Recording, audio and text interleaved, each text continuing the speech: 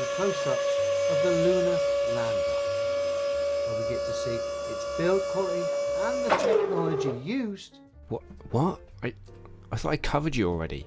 Go away! Sorry about that.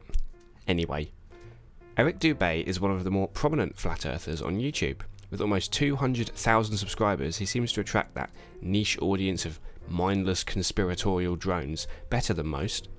With such a following, you'd think he's doing something different, perhaps offering compelling evidence that the layperson may have a harder time debunking? No. Dubé's content is honestly a disappointment. His delivery is poor, the memes make Facebook minions look funny, and the arguments are an any percent speedrun of every logical fallacy known to exist. Like most flat earth content creators, there's a lot of blatant lying, stubbornness, and my favourite, personal incredulity.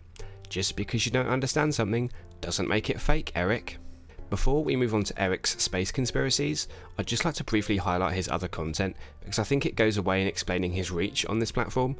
Eric believes in conspiracies about the population of Earth, the New World Order, the Illuminati, World War I, World War II, Christopher Columbus, Atlantis, the pyramids, ancient history, dinosaurs, medicine, evolution, and astrology?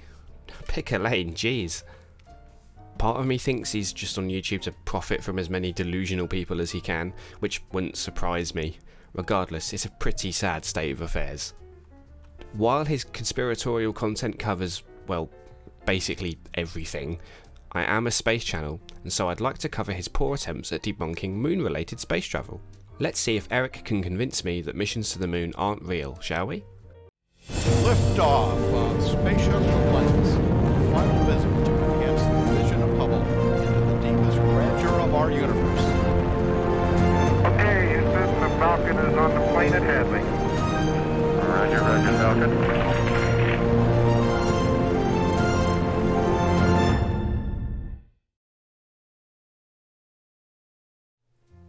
Last week, the Indian Space Agency allegedly landed an unmanned spacecraft and rolled out a rover onto the south pole of the moon. As usual, however, nearly 99% of the footage shown of this groundbreaking event was clear, obvious, and very poor CGI. None of those images were passed off as real. This is a common theme throughout this video, and we'll get onto it more in a moment. How difficult would it be to have a few cameras on these crafts permanently recording different angles of the entire flight for us? Eric is the only person in the conspiracy YouTube sphere to make a claim and show the evidence that debunks it on the video as he's saying it. The shuttle had a plethora of onboard cameras throughout its service. Here's one on the external tank that recorded all the way to orbit. Here's one that was inside during the launch. Here's one that was attached to the solid rocket boosters. Here's a dash cam. These cameras were great for engineers. Seeing how the spacecraft operates in flight is extremely useful for them. SpaceX shows their first stage go from launch to landing, which is an incredible engineering accomplishment. Why are you lying, Eric? They allegedly succeeded in having a live telephone conversation between Nixon and astronauts on the moon, broadcast on television over 50 years ago. But with half a century of technological advancement, we still cannot receive live video from these rockets after only a couple minutes of ascent. We can receive it, and we do. Stop lying. They always change from live video for the first couple minutes to nothing but CGI for the rest of the journey. Look at these ridiculous cartoon animations and ask yourself, why can't the public just watch the actual live video of the entire journey? I just told you we can. Here's India's lunar lander live streaming the landing. I'll make it as obvious as I can for you because I know you'll feign ignorance and pretend not to see it, Eric.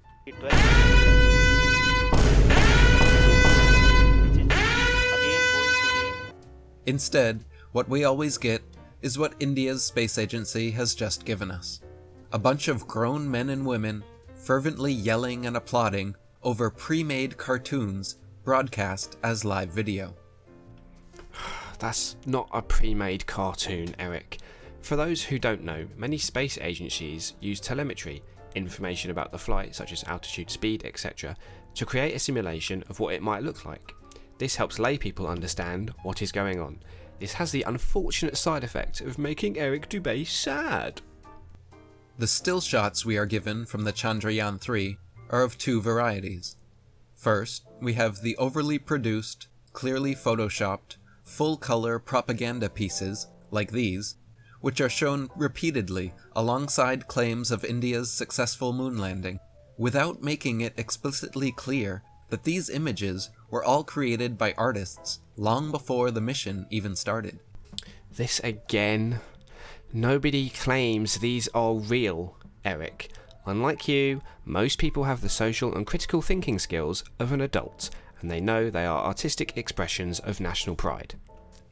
The second type of still shot we are given are poor quality black and white shots of dirt and a dark background, claimed to be taken on the moon, but are impossible to differentiate from a sandlot or movie set on Earth. Likewise, the short clips of video footage they tease the public with as being authentic are simply 15-second videos of some lander legs approaching a gray background and the rover rolling down a ramp onto some dirt somewhere. Look at the terrible frame rate and artificial appearance of the supposed moon. What bit of this footage proves that India has actually landed on the moon?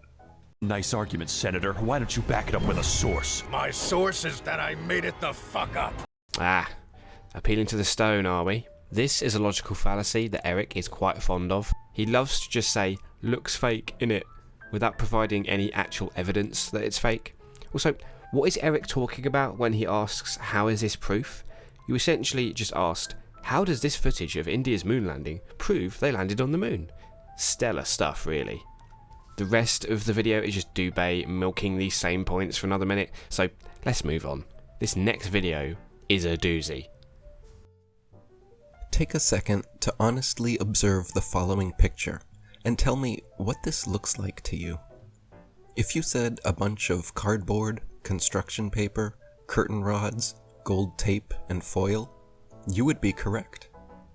If instead you said the National Aeronautics and Space Administration's highest technological achievement, incapable of being reproduced today, the Apollo 11 lunar lander, then you would also be correct. This is a classic argument made by moon landing conspiracists.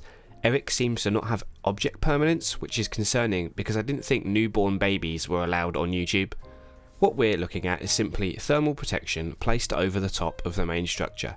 Here's what it looked like without it on. Things can cover other things, Eric. It's like putting a t-shirt on. Your body is still there, I promise. Most unbiased viewers would assume your average high school art class could construct this contraption without much struggle. But official NASA spokesman and astronaut Don Pettit assures us that actually, this 1969 technology is so advanced that even with their multi-billion-dollar yearly budget, they cannot for the life of them recreate it now. I go back to the moon in a nanosecond, Don informs us. But NASA destroyed that technology, and it's a painful process to build it back again. Yeah, Don's choice of words here is pretty bad, but he's an astronaut, not a public speaker. Eric, do you still use a rotary phone? How about a floppy disk? Do you upload your videos on dial-up? My point here is the technology we use for these missions is obsolete. It's something we don't have the facilities to manufacture anymore because we've moved on. By the way, have you heard of the Artemis program? We're going back. Gentlemen, we can rebuild him. We have the technology. Firstly, why on earth would NASA destroy the original Apollo lunar landers? The historic first crafts that landed men on the moon? The supposed most incredible achievements of mankind? And they irreparably destroyed them so that they could not be replicated even after 50 years? Could it be because they didn't want future generations able to visit museums and see these laughable 1960s attempts at high-tech looking space vehicles? Okay, well, firstly, there's a surplus one on display at the National Air and Space Museum. Other than that, these vehicles were expendable. We left the landing stages on the moon, and the ascent stages were left in lunar orbit and have likely crashed into the moon since then. Why would we carry all that extra weight back with us? It wasn't necessary for the mission, so we dumped it. I'm sorry you don't like that, Eric. Let's take a closer look at this 1960s spaceship and see what else we can notice. For example, look at the paneling here on the side of the craft. If someone sheetrocked your house looking like this, you would be entitled to a full refund. Thermal protection, Eric. Look over here at the evenly spaced lines of gold foil going down the legs, until you get to this point where there is 3 lines right close together. It must be important because it's the connection point to the other crossbars, right? Let's look at another leg. Oh, no. On this one, they are all evenly spaced the whole way down. Thermal protection, Eric. Apollo 11 mission controller Harold Loden was quoted saying, "The skin on the crew cabin was very thin, and that was all done because of weight saving. If you really took your finger and poked hard at it, you could poke right through the outer skin of the spacecraft. It was about the thickness of 2 layers of aluminum foil." Comprehension skills, Eric. The outer skin is exactly that. There's more layers underneath. Remember, I showed you. Apollo astronaut Gus Grissom even famously hung a lemon on the lunar lander just weeks before the mission started. The dictionary describes lemon being a word used to describe things, especially automobiles, regarded as unsatisfactory, disappointing, or feeble. Okay, he actually placed a lemon on the command module. You see this? This isn't this. 2 different shapes. Do I have to get the toys out? Anyway, Grissom was critical of the command module because of some key safety flaws that would eventually kill him and 2 others in a dress rehearsal. He was right to be critical. The lunar lander was never even once tested on Earth, landing here from any altitude before supposedly going and successfully landing on the moon. There, this pathetic cardboard and tinfoil construction allegedly fell from lunar orbit at 4,000 miles per hour, then used retro thrusters to slow it down and safely landed without a hitch on the lunar surface. I swear, he just makes stuff up and whatever. We did test it. Apollo missions 5 and 9 tested the lunar module in Earth orbit. Apollo 10 was a complete dress rehearsal of a lunar landing, completing every step except for actually landing. This set the stage for Apollo 11. When the astronauts did practice in other training vehicles, 3 out of 5 of them crashed, and you can see here how difficult they were to control, even in broad daylight, on Earth, in optimal conditions. The experimental test vehicle was hard to control? No way! Yeah, it's almost as if they made these things to learn from or something. This is a 7,500-pound thruster. Look how powerful this is, how big, how much dust it kicks up, and the light it creates. The lunar lander's thruster was even bigger, at 10,000 pounds, and somehow didn't kick up any dust, left no blast crater under the craft, and not a grain of sand on the landing pads, as if it was gently placed down by a crane in a studio. Ooh, thanks Eric. I get to talk about rocket science. In a vacuum, rocket thrust plumes outwards, meaning the surface area in which the thrust was in contact with the lunar surface is greater, and thus there is less pressure per unit distance for the force to be exerted, hence no crater. Also, the lunar module's descent engine was throttled, and so not all 10,000 pounds of thrust were used on the final approach. Finally, dust was kicked up and away from the lander pads. Look at this video. Perfect place over here, John. A couple of big boulders.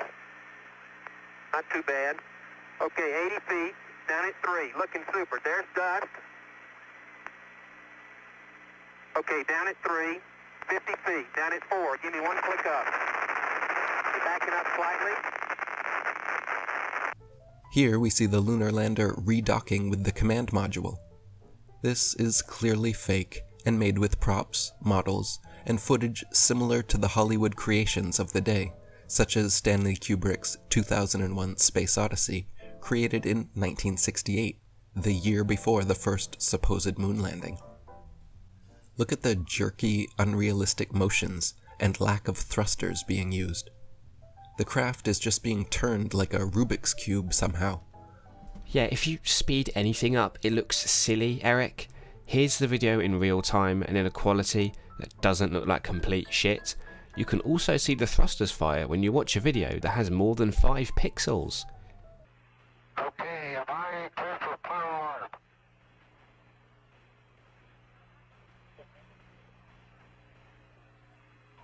You're go for logic. And I'll have the logic on for you in a minute.